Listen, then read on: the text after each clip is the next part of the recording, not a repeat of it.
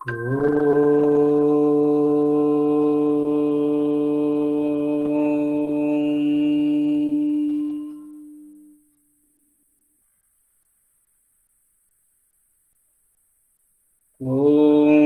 योगेन चित्तस्य पदेन वाचां मलं शरीरस्य च वैद्यकेन योपाकरोत्तं प्रवरं मुनीनां पतञ्जलिं प्राञ्जलिरानतोऽस्मि। पतंजलिं प्राञ्जलिरानतोऽस्मि। दोनों हाथों को जोड़ के उनका धन्यवाद करिए और परस्पर दोनों हथेलियों को मर्दित करके ऊष्मा उत्पन्न करें। हथेलियों को अपने फेस पर, हेड, नेक, शोल्डर, चेस्ट, सारे शरीर पे उसका संचार कराएं। हम लोग योग दर्शन का लास्ट चैप्टर कैवल्यपाद पढ़ रहे हैं और कैवल्यपाद का लगभग अंतिम स्तर चल रहा है कि हम कुछ ही दिनों में 1-2 लेक्चर में कैवल्यपाद को कवर अप कर लेंगे।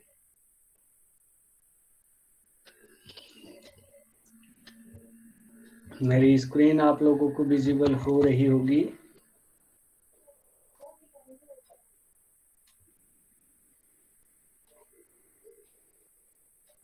स्क्रीन विजिबल है आपको? कोई एक लोग बता दीजिए प्लीज। दिख रही। जी सर, जी।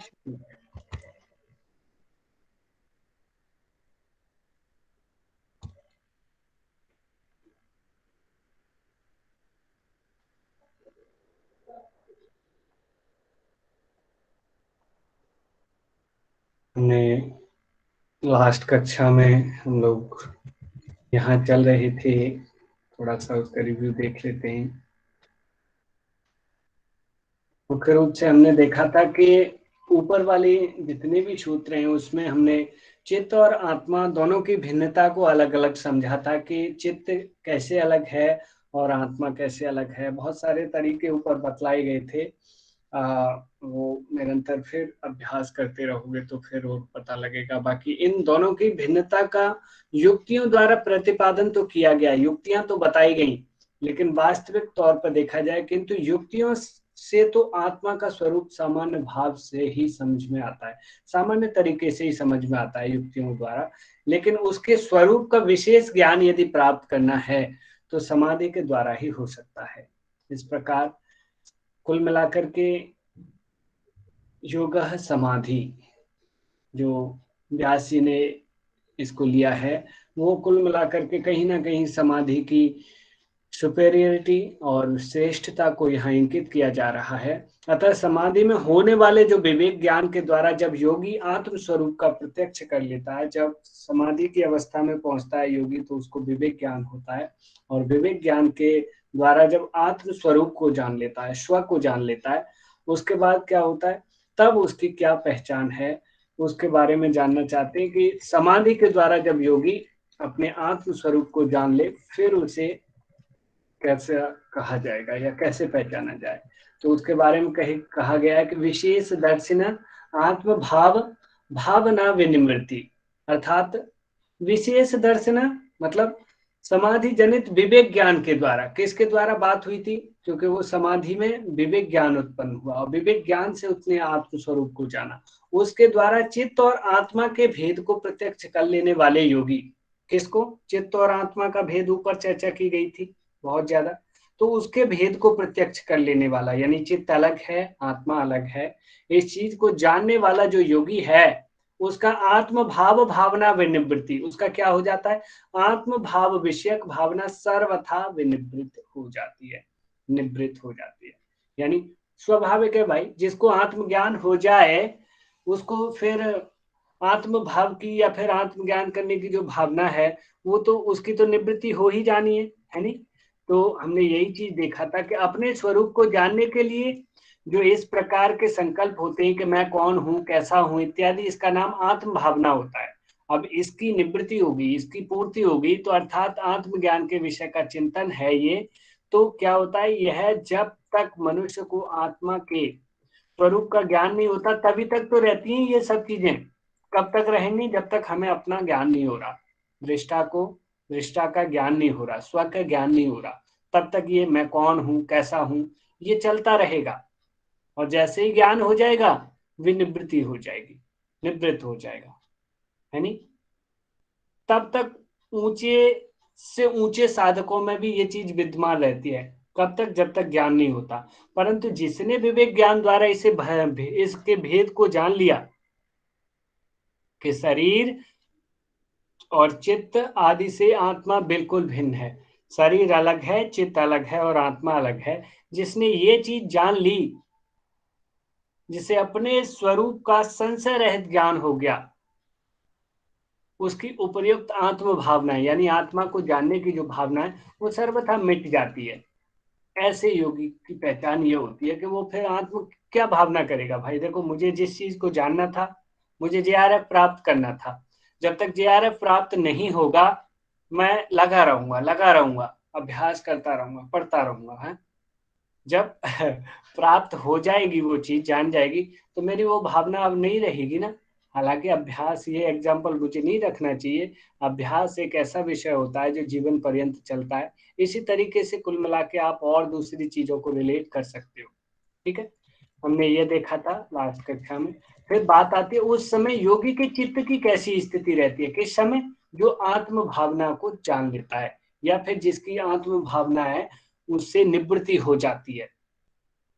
मैं कौन हूं, कैसा हूं, इस चीज को जानने वाला योगी जो इन क्वेश्चंस के जवाब और इन चीज को प्रत्यक्ष कर लेता है, ऐसे योगी की चित्त की कैसी स्थिति होती है, उसका चित्त कैसा होता है, उसके बारे में बताया गया है कि तदा विवेक निम्नम कैवल्य प्राग भारम चित्तम।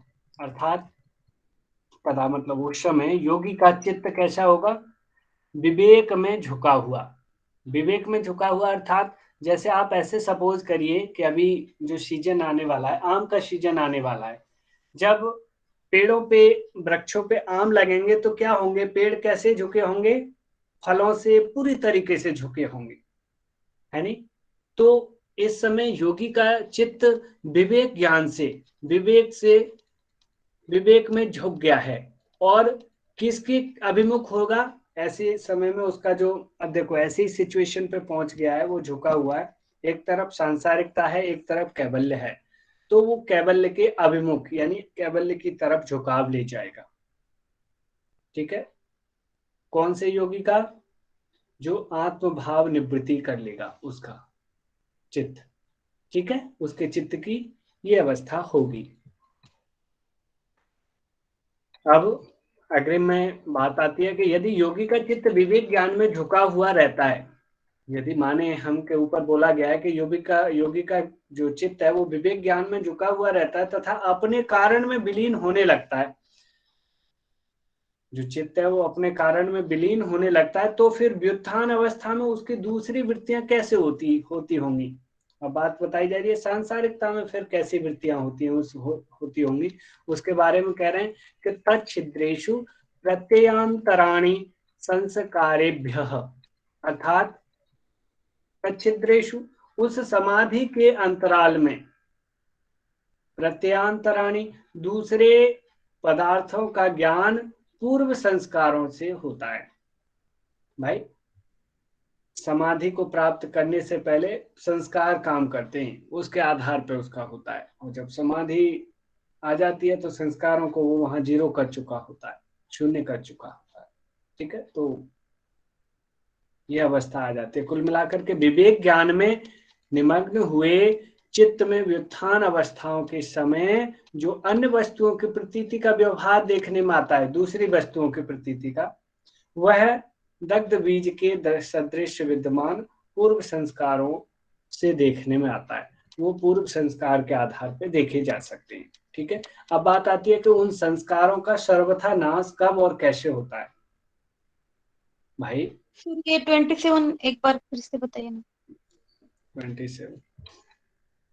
27 में पहले तो ये समझो ये बात किस सूत्र, किस संदर्भ में बात कर रहा है। तो यहाँ देखो, ये टिप्पणी पढ़ोगे तो आप देखोगे कि योगी का चित्त विवेक ज्ञान में झुका हुआ रहता है, ऊपर वाले सूत्र में बताया था, है नहीं? योगी का ज्ञान विवेक ज्ञान में झुक जाता है, यानी विवेक ज्ञान से भरपूर हो जाता है तथा अपने कारण में विलीन होने लगता है। कौन? चित्त।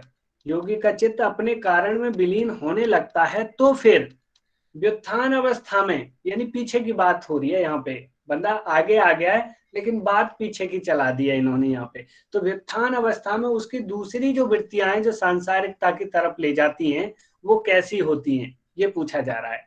ठीक है, तब कहते हैं कि तच्छिद्रेषु प्रत्यांतराणि संस्कारेभ्य, जो पहली वाली वृत्तियां होती है वो पूर्व संस्कारों के आधार पे होती है।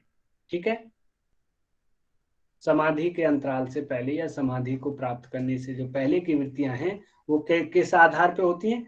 जो पूर्व जन्म के या पूर्व संस्कारों के आधार पे। ठीक है, अभी क्लियर हुआ है? जी सर। अब अग्रिम सूत्र में बात आती है कि उन संस्कारों का सर्वथा नाश कब और कैसे होगा।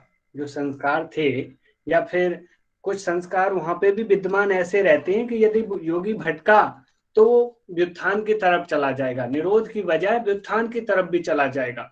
तो वो व्युत्थान वाले संस्कार हैं, उनका सर्वथा नाश, वो बिल्कुल पूरी तरीके से उनका समूल नाश कैसे होगा और कब होगा, इसके बारे में बताते हैं कि हानमेषाम क्लेशवदुक्तम, अर्थात इन संस्कारों का हान मतलब विनाश कैसे होगा? क्लेशवत, क्लेशों की भांति कहा गया है। यानी जैसे कि क्लेश है, क्लेशों का संस्कार जिस तरीके से करना होता है और वही तरीके से इन संस्कारों का विनाश होगा और क्लेश की तरह ही है। अर्थात क्लेश का संस्कार किया तो क्लेश का ये किया, विनाश किया तो संस्कारों का भी विनाश हो जाएगा। ठीक है, कुल मिलाकर के वैसे भी हमने देखा था लास्ट सूत्रों में और पिछले चैप्टर्स में, क्लेश ही पंच क्लेश है जिसमें अविद्या मुख्य है नहीं, उसी के कारण ये सारा सांसारिकता में फंसा रहता है, जीव स्वयं को नहीं जान पाता, केवल अवस्था को प्राप्त करने में असमर्थ रहता है। ठीक है, तो अब अग्रिम में बात आती है कि विवेक ज्ञान प्राप्त होने के बाद क्या होता है। कुल मिला के लौट फेर के वही बात चल रही है। अब विवेक ज्ञान ऊपर बताया गया था, विवेक ज्ञान आ जाता है और साधक कैवल्य की तरफ अभिमुख हो जाता है। अभी और प्यूरिफाई करने के लिए और कह रहे हैं कि विवेक ज्ञान प्राप्त होने के बाद फिर क्या होता है। तब कहते हैं कि धर्म में एक समाधि, आप लोगों ने सुना था ना, एक पॉइंट था हमारे उसमें हाईलाइटेड पॉइंट में, धर्म में एक समाधि। अब उसके बारे में बताएंगे कि प्रसंख्याने अप्य अकुशीदस्य सर्वथा विवेक ख्यातेर धर्म मेघ समाधि, अर्थात प्रसंख्याने अपि अकुशीदस्य, जिस योगी का विवेक ज्ञान की महिमा में भी वैराग्य हो जाता है। अब देखिए, जो भी योगी है उसे विवेक ज्ञान हो गया।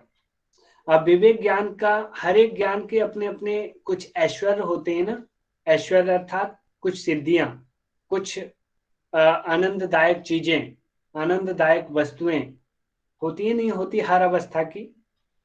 तो विवेक ज्ञान प्राप्त करने के बाद कुछ ऐश्वर्य आएंगे, कुछ सिद्धियां, कुछ शक्तियां आएंगी साधक में कि नहीं आएंगी? आप बताइए।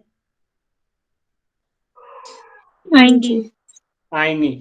तो उसका सर्वथा विवेक ख्याते, विवेक ज्ञान सर्वथा प्रकाशमान रहने के कारण उसको क्या कहते हैं? धर्ममेघ समाधि। अर्थात आप थोड़ा और टिप्पणी इस पे व्याख्या पे जाइए, इसको देखिए, कुल मिलाकर के ये क्या कहना चाहते हैं। विवेक ख्याति का धर्ममेघ समाधि के बारे में क्लियर कर लेना, क्या होती है धर्ममेघ समाधि।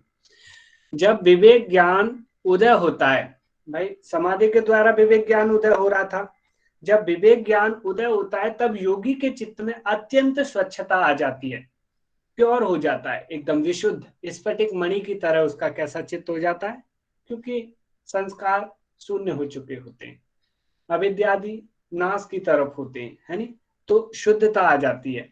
अतः उसमें विलक्षण शक्ति आ जाती है। उस समय क्या होगा भाई? शुद्धता आएगी, विवेक ज्ञान आएगा तो उसमें विलक्षण शक्ति आ जाती है, एक ऐसी शक्ति, अपूर्व शक्ति। ठीक है, उस समय योगी सर्वज्ञ हो जाता है। लो, कौन सी सिद्धि आ गई? सर्वज्ञ, सब कुछ जानने वाला। ओके, अब सर्वज्ञ होने के बाद ऐसी सामर्थ्य प्राप्त होने पर भी जो योगी भाई सर्वज्ञता का हमें सामर्थ्य प्राप्त होगी, ऐसी शक्ति आ गई, फिर भी हम उस सामर्थ्य का उपयोग नहीं कर, उपयोग नहीं, उपभोग नहीं करता, यानी कि वो वहां पे भी उसमें निष्क्रिय बना रहता है, निष्काम बना रहता है। ठीक है, समझ पा रहे हो? इस शक्ति को प्राप्त करने के बाद, सर्वज्ञता की शक्ति को या ऐश्वर्य को प्राप्त करने के बाद भी साधक उसका उपभोग नहीं करता। नहीं तो कोई भी चाहेगा भाई मेरे पे आज 1 करोड़ रुपया आया, जाएगा तुरंत, ये खरीद वो खरीद, दुनिया भर की चीजें खरीदे और ऐशो आराम कर रहे हैं, मौज कर रहे हैं, यही तो होता है। लेकिन साधक, जो साधक इस अवस्था को प्राप्त कर चुका, वह फिर भी इसमें नहीं उलझ रहा। आप ये समझिए कि उसमें नहीं उलझना, कि कहीं ना कहीं जो कैवल्य अवस्था है वो उससे भी और ऊपर की बात है। तो सर्वज्ञता रूप ऐश्वर्य में आसक्त नहीं होता। आप लोगों को क्लियर हो पा रहा होगा कि उसमें वो शक्ति आ गई है कि वो सब कुछ जान सकता है, फिर भी वो उसमें उलझना नहीं चाहता, उससे सर्वथा विरक्त हो जाता है, दूर रहता है। वो विरक्त होने पे तब उसके विवेक ज्ञान में किसी प्रकार का अंतराय यानी विघ्न नहीं पड़ सकता।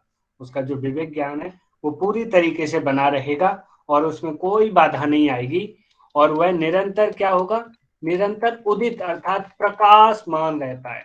भाई कुल मिलाकर के आप ये समझिए कि विवेक ज्ञान को बनाए रखना है तो उसमें फंसना नहीं है, वहीं तक सीमित नहीं रहना, अपनी साधना को निरंतर और आगे बढ़ाते रहना है, और उसके उपभोग में नहीं लगना। ठीक है, तब आपका जो विवेक ज्ञान है वो निरंतर प्रकाशमान रहेगा। और जब यह प्रकाशमान होगा, इसलिए तत्काल ही उस योगी को धर्म में एक समाधि प्राप्त हो जाती है। तो किसे धर्म में एक समाधि प्राप्त होगी? जिसका विवेक ज्ञान प्रकाशमान हो। और विवेक ज्ञान किसका प्रकाशमान होगा? जो सर्वज्ञता रूप सामर्थ्य या ऐश्वर्य में न फंसे। अभी क्लियर हुई है धर्म में एक समाधि के बारे में आपको? जी सर। बिल्कुल। अब बात आती है कि ठीक है जी, धर्म में एक समाधि मिल गई हमें कि वो विवेक ज्ञान की प्रकाशमान स्थिति है, या विवेक ज्ञान को निरंतर बनाए रखना, और फिर आगे जाकर के प्रकाशमान स्थिति में जब वो पहुंच जाता है, विवेक ज्ञान और प्योर हो जाता है, तो फिर हमें धर्म में एक समाधि मिल जाती है। ठीक है जी, अब धर्म में एक समाधि मिल गई, उसका क्या फल है, क्या होता है उससे, क्या करेंगे उससे? तब फिर अगले सूत्र में कहते हैं कि ततः क्लेश कर्म निवृत्ति ही, अर्थात क्या होगा, उस धार्मिक समाधि से क्लेश, क्लेश कौन कौन से, अविद्या आदि क्लेश हैं। ठीक है, कर्म, कर्म हमने कौन कौन से देखे थे, शुक्ल कृष्ण है और शुक्ल कृष्ण, ये तीनों योगी वाले नहीं, उन कर्म संस्कार, इवन उनका जो परिणाम है, उनके जो संस्कार है, उनसे क्या होगा, निवृत्ति, अर्थात उनसे छुटकारा मिल जाएगा।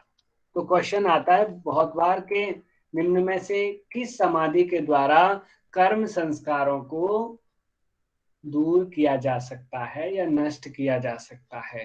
तो वहां संप्रज्ञात समाधि, असंप्रज्ञात समाधि, और फिर धर्मिक समाधि, और एक या इनमें से कोई नहीं। तो ऐसे ऑप्शन दे देता है, तो आपका आंसर क्या होगा? धर्म में एक समाधि। धर्मिक समाधि, वेरी गुड, धर्म में एक यस। तो आप व्याख्या भी पढ़ सकते हो कि उक्त प्रकार से जब योगी की धर्म में एक समाधि सिद्ध हो जाती है, कब होगी धर्म में एक समाधि? जब विवेक ज्ञान प्यूरिफाई हो जाएगा, प्रकाशमान हो जाएगा, तब तब उस योगी के अविद्यादि 5 क्लेश हैं, जो अविद्या अस्मिता राग द्वेष अभिनिवेशा, ये दूर हो जाएंगे। तथा उसके साथ साथ जो कर्म है वो कौन कौन से, शुक्ल कृष्ण और मिश्रित, ये तीनों प्रकार के कर्म संस्कार जो हमारी इकट्ठे होते रहते हैं और उनका भोगने के लिए हम लोग निरंतर जन्म लेते रहते हैं और उन्हें भोगते हैं, वो कर्म संस्कार का समूल नष्ट हो जाएंगे, पूरा तरीके से खत्म, फिनिश। अतः वह योगी जीवन मुक्त कहलाता है इस अवस्था पे जाकर के। ठीक है, क्या बोलते हैं, जीवन मुक्त। अभी समझ में आ गया होगा, अग्रिम सूत्र पे चलते हैं। अब बात आती है कि उस समय योगी के ज्ञान का क्या स्वरूप होता है। ठीक है, धर्म में एक समाधि का फल देख लिया कि उसके अविद्यादि क्लेश दूर हो जाएंगे और जो है ये कर्म संस्कार दूर हो जाएंगे। अब ज्ञान का क्या स्वरूप होगा उसके बारे में कह रहे हैं कि तदा सर्वा वर्णम लापेतस्य ज्ञानस्यान्तर्या ज्ञेयम अल्पम। अर्थात तदा उस समय, किस समय, किस समय, धर्म में एक समाधि प्राप्त करते समय, सर्वावरणम लापेतस्य ज्ञानस्य, जिसके सब प्रकार के पर्दे और मल हट चुके हैं। भाई हट चुके हैं, वास्तव में वो प्यूरेस्ट फॉर्म में, वो विशुद्ध पवित्र और शुद्ध अवस्था है। प्रकार से सब पर्दे और जो आवरण पड़े वो और मल हट चुके हैं, ऐसा ज्ञान, यानी कि जो विवेक ज्ञान के बारे में कहा जा रहा है। तो ऐसा ज्ञान क्या होगा, अनंत्याद, अनंत यानी सीमा रहित हो जाता है। ये ज्ञान जो है कैसा बन जाएगा, जिसकी कोई सीमा नहीं होगी, सीमा रहित। इस कारण जो ज्ञेयम अल्पम, ज्ञेय पदार्थ अल्प हो जाती है, क्योंकि जो जानने वाले पदार्थ हैं वो अल्प हो जाते हैं। और थोड़ी यहाँ देखिए और देखो, कुल मिलाकर के विवेक ज्ञान की प्राप्ति के पहले ज्ञान को सीमाबद्ध करने वाले जितने भी अविद्यादि पर्दे रहते हैं, ये क्या करते हैं, ज्ञान को कहीं ना कहीं फिर भी छुपाते रहते हैं। कौन, अविद्यादि क्लेश। ठीक है, एवं उनमें जितना भी कर्म संस्कार रूप में संग्रह किया हुआ मल रहता है। कर्म संस्कार क्या है, जो संग्रह किए हैं हमने जन्म जन्मांतरों से, वो मल के रूप में इकट्ठे हो रखे, वे सब के सब उपर्युक्त धर्म में एक समाधि में नष्ट हो जाते हैं। ठीक है, इस कारण योगी का ज्ञान कैसा होता है, अनंत सीमा रहित हो जाता है। तब दुनिया के जितने भी ज्ञेय पदार्थ हैं वे ऐसे अल्प हो जाते हैं, चुटकियों में जान लेता है, एकदम अल्प, बहुत छोटे से, उनके लिए कोई मेहनत की आवश्यकता नहीं, क्योंकि भाई सर्वज्ञता का मतलब सब चीज जान गया। जिस प्रकार आकाश में जुगनू क्यों, तो उस समय उस सिद्ध और मुक्त योगी से कोई भी तत्व अज्ञात नहीं रह सकता, यानी सब के बारे में जान जाता है वो, पूरी प्रकृति, पूरी सृष्टि, पूरी नेचर जो भी है सारा कुछ जान जाता है। ठीक है, आप लोगों को समझ में आ रहा है कि मैं वैसे ही बोलता जा रहा हूँ। जी जी नहीं सर, समझ आ में रहा आ है। रहा है। जी सर, आ रहा है। Very good, very good. क्योंकि अब लास्ट 3 सूत्र और बचे हैं। एक्चुअली मैं समापन तो इस कक्षा का आज नहीं करूंगा, क्योंकि क्वेश्चनिंग के लिए ज़्यादा समय नहीं है। तो एक सूत्र और कर ले, बाकी क्वेश्चनिंग नेक्स्ट डे रख लेंगे। ठीक है, तो अब बात यहाँ पे एक प्रश्न उठता है कि तीनों गुण परिणामशील हैं। परिणामशील अर्थात तो तीनों गुण कुछ ना कुछ अपना रिजल्ट देते हैं, वो अप डाउन होते रहते हैं, तो उनकी वजह से कुछ चेंजेज आते रहते हैं। अतः उनका परिणाम अवश्यंभावी है, वो जरूर देंगे ही। फिर वे योगी के लिए पुनर्जन्म देने वाले क्यों नहीं होते। अगर ऐसी अवस्था आ जाती है तो वो योगी को पुनर्जन्म क्यों नहीं देते, इस पे कहा जाता है क्योंकि गुणों का काम है कि वो परिणामशीलता है, कुछ ना कुछ करें। तो अब क्यों नहीं दे रहे वो योगी के लिए कि वो दोबारा जन्म ले। तो अब उसके बारे में कहते हैं कि ततः कृतार्थानाम परिणाम क्रम समाप्तिर गुणानाम। ठीक है, तब बोला जा रहा है कि उसके बाद, किसके बाद, ऊपर धर्म में एक समाधि और विवेक ज्ञान के बाद अपने काम को पूरा कर चुकने वाले, इनके जो काम है गुणों का क्या काम है, भोग और अपवर्ग। जो प्रकृति का काम है वही इन्हीं का काम है, भोग कराएंगे या अपवर्ग कराएंगे। तो अपना काम कर चुकने के बाद, यानी कंप्लीट करने के बाद, ओवर करने के बाद गुणों के परिणाम क्रम समाप्ति हो जाते हैं, यानी इनके जो परिणाम हैं, इनका जो कार्य करने का हुआ वो समाप्त हो जाता है। अर्थात कहें कि जब योगी को धर्म में एक समाधि की प्राप्ति हो जाती है तब उसके लिए गुणों का कोई कर्तव्य शेष नहीं रहता। उनका काम जो पुरुष को भोग और अपवर्ग देना है पूरा हो जाता है। इस कारण उनका जो निरंतर परिवर्तन होते रहना रूप, भाई बदलते रहते हैं, गुण हैं तो चेंजेस होंगे। रहना रूप परिणाम क्रम है, वह उस योगी के लिए समाप्त हो जाता है, अतः वे भावी शरीर का निर्माण नहीं कर सकते, फिर शरीर नहीं बना पाएंगे। ठीक है। सर इसका मतलब यही पे मोक्ष की प्राप्ति हो जाती है। मोक्ष की प्राप्ति अभी और आगे और आएगा। लास्ट सूत्र है, आप देखिए, पुरुषार्थ शून्यानाम गुणानाम प्रतिप्रसवा कैवल्यम स्वरूप प्रतिष्ठा वा चिति शक्ति रीति आएगा अभी। अब जो है ना, आज हम इन 2 सूत्रों को अगली कक्षा के लिए मैं इसलिए छोड़ रहा हूँ क्योंकि आज एक नेक्स्ट मीटिंग हुई है और मैं जो है यही ओवर कर रहा हूँ। ठीक है, क्वेश्चनिंग भी हम नेक्स्ट डे ही रखेंगे। सर मुझे एक पूछना था कि हाँ जी। धर्म में एक समाधि सबीज और निर्बीज अवस्था के मध्य में आती है क्या? एक्चुअली दोनों धर्म में अवस्था है धर्म या निर्बीज समाधि क्या अवस्था है ये? कुल मिलाकर के आप देखें तो निर्बीज अवस्था की समकक्ष होगी ये जाके, क्योंकि इसमें उसके कर्म आगे की संस्कार आएगी ना सर ये तो। है। हाँ जी, निर्विष समाधि के आगे की आएगी ना ये धर्म में एक समाधि। वैसे आई तो ये वर्णन तो इसका इसके बाद ही हुआ है, क्योंकि पहले निर्विष समाधि की चर्चा हो चुकी है, पर लेकिन निर्विष समाधि की भी और प्योरेस्ट अवस्था कर दिया कि साहब कहीं ना कहीं चीज वही है। निर्विष समाधि का मतलब भी कैवल्य ही है और इसका मतलब भी कैवल्य ही है। इसमें क्या है, कर्म संस्कार पूरी तरीके से शून्य हो गए हैं, और वो भी जब भी मिलती है कि जब कर्म संस्कार और जो गुण हैं वो अपने गुणानाम प्रतिप्रसवा अपने उसमें विलीन हो जाते हैं, तब कैवल्य मिलता है। तो आप कुल मिलाकर के श्रेष्ठ समाधि है। और ज्यादातर क्वेश्चन जो बनता है वो यही बनता है कि कर्म संस्कार या अविद्यादि क्लेश मुख्य रूप से जिसके बारे में कहा गया है किस समाधि से दूर होते हैं, तो वो आपको क्वेश्चन रखना होगा, आंसर करना होगा कि धर्म में एक समाधि। ठीक है, चलिए। निर्बीज समाधि की प्राइमरी स्टेप आती है ना ये सर? निर्बीज समाधि से प्राइमरी थोड़ी स्टेप है ना धर्म में एक समाधि, क्या दोनों एक ही है?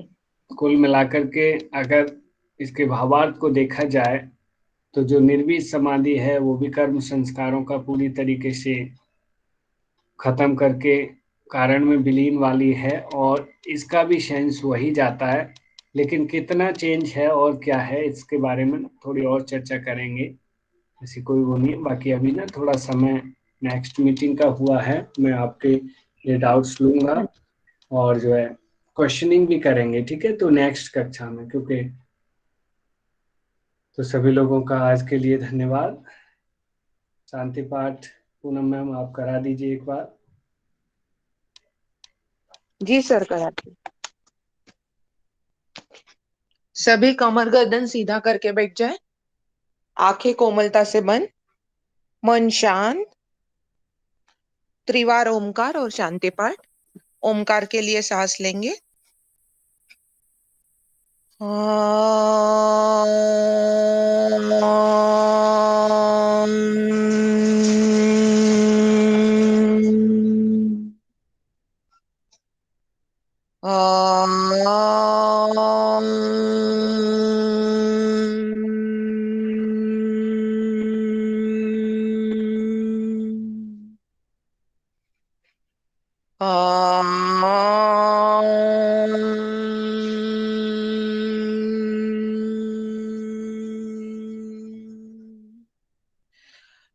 सर्वे भवन्तु सुखिनः, सर्वे सन्तु निरामयः, सर्वे भद्राणि पश्यन्तु, मा कश्चित् दुःखभाग् भवेत्, मा कश्चित् दुःखभाग् भवेत्। ओम शांति शांति शांति। दोनों हाथों को मिलाकर सबके लिए मंगल कामना करें। अपने हाथ आंखों पे रख के धीमे से आंखें खोले। हरिओम। धन्यवाद सभी का।